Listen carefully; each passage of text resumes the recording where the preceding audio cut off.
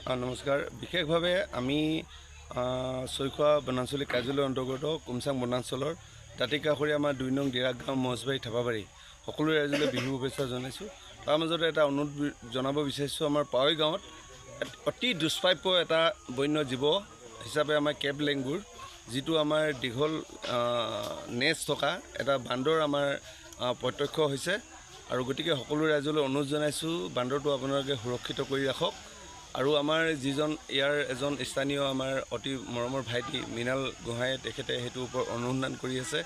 আমি ইতিমধ্যে যোৱাকালি আমি ফটো তাৰ কালেক্ট কৰিছোঁ।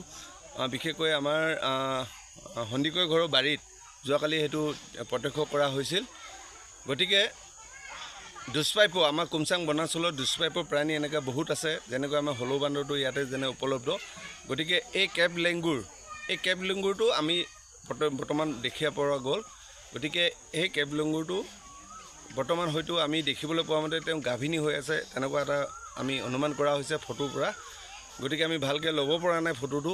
তেওঁ জঁপিয়াই ফুৰিছে, মানুহবিলাক বহুত গোট খোৱাৰ কাৰণে সি হয়তো পলাই গ'ল যোৱাকালি। গতিকে আপোনালোকে যেতিয়া এই অঞ্চলত প্ৰত্যক্ষ কৰিব, তাক সুৰক্ষিত কৰি ৰাখক। অতি ৰেয়াৰ প্ৰজাতিৰ হয়।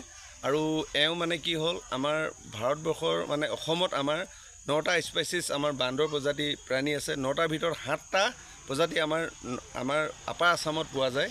মৰিয়নি আমাৰ যিখন হলক গিবন যিখন চেঞ্চুৰী আছে, হুলুংপাৰা হলক গিবন চেঞ্চুৰী, তাতে আমাৰ 7টা স্পেচিছ আছে। তাৰ ভিতৰতে আমাৰ কুমচাং বনাঞ্চলত আমি কেপ লেংগুৰটো পালোঁ। অতি গৌৰৱৰ বিষয়। ই পৰ্যটনৰ ক্ষেত্ৰত আগৰ স্থানলৈ আমাৰ বনাঞ্চলখন লৈ যাব। গতিকে ৰাইজে যেতিয়া এইটো প্ৰত্যক্ষ কৰিব, আপোনালোকে বন বিভাগক এইটো আপোনালোকে অৱগত কৰিব। আৰু অতি গৌৰৱৰ বিষয় এইটোৱে যে এই কেপ লেংগুৰটোৱে আমাৰ পৰ্যটনটো বিকাশ কৰিব। গতিকে ইয়াক সুৰক্ষিত কৰি ৰাখিবৰ কাৰণে সচেতন ৰাইজক আপোনালোকে যেতিয়াই পাব, ইয়াক দেখিব, আপোনালোকে বন বিভাগ কৰিব, স্থানীয় সংবাদদাতাসকলক বা NGOৰ বিভিন্ন অনুষ্ঠানক আপোনালোকে অৱগত কৰিব। ইয়াক সুৰক্ষিত স্থানত ৰখাৰ কাৰণে আপোনালোকে চেষ্টা কৰিব, এইটো মই আহ্বান জনাইছোঁ।